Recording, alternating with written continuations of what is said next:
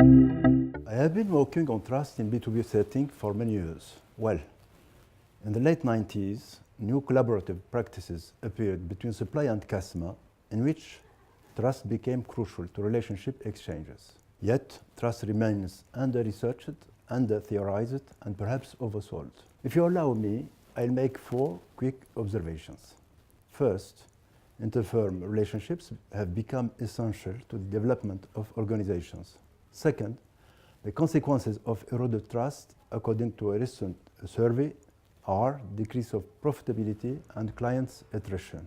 Third, the turnover of year N is 90% due to the clients of year N-1. Fourth, a survey shows that good relationships between supply and customer improve productivity by 3 to 5%.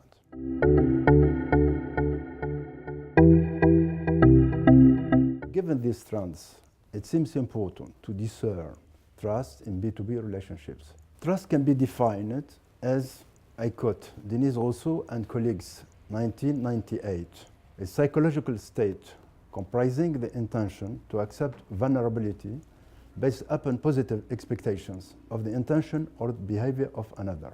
This definition is widely supported among trust researchers. This vulnerability stems from the asymmetry of information. The buyer doesn't know enough about the seller, and vice versa, which could lead exchange parties to take advantage of each other. Normally, no one accepts vulnerability. However, when there are highly optimistic expectations, vulnerability is no longer a problem. This is trust. My research is meant to better explain and understand trust and trust forms over time. First and foremost, we sought to modelize the nature, antecedents, and consequences of trust in long-term relationships between supply and customer in an industrial context. And that is very important because trust is not a message, it's an outcome. Often trustworthiness and trust are confused.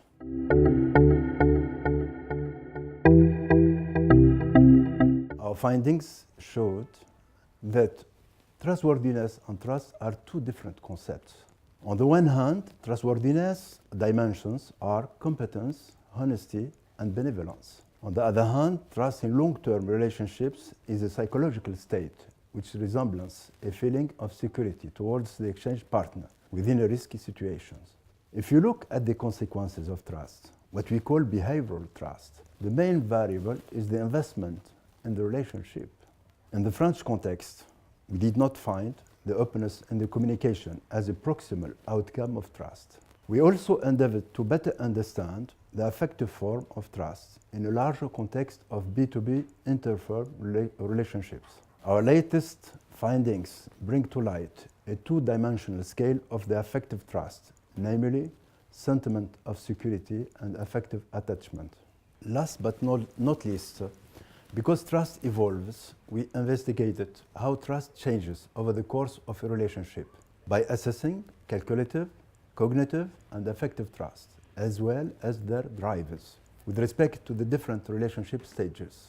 Based on stage-specific study of trust and on the works of Daware Hall and Lewicki-Bunker, we tackled the 3 forms of trust. In the exploration stage, we found that calculative trust is mainly driven by firm reputation, brands, image within a network.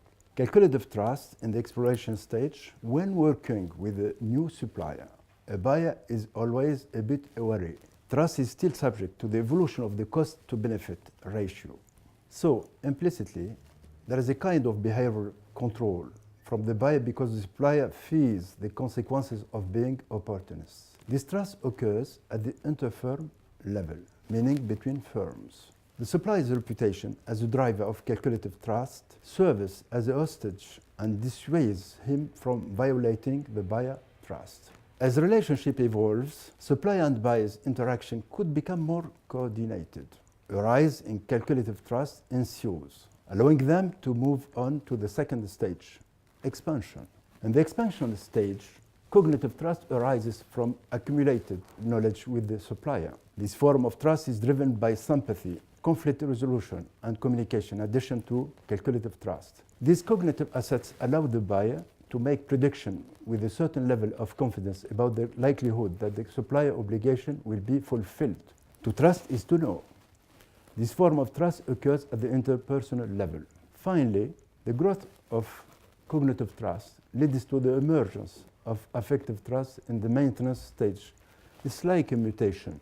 Affective trust is a psychological state that refers to a sentiment of security and an affective attachment comprising the acceptance of vulnerability based on expectation in terms of socio-emotional benefits. This trust occurs at the interpersonal level. Supply and bias stabilize their relationship and the relation becomes bankable. To conclude, I'd like to say that working on such a fascinating concept is very exciting. And my project is to explore more deeply the dynamic nature of trust, as well as the interaction between trust levels.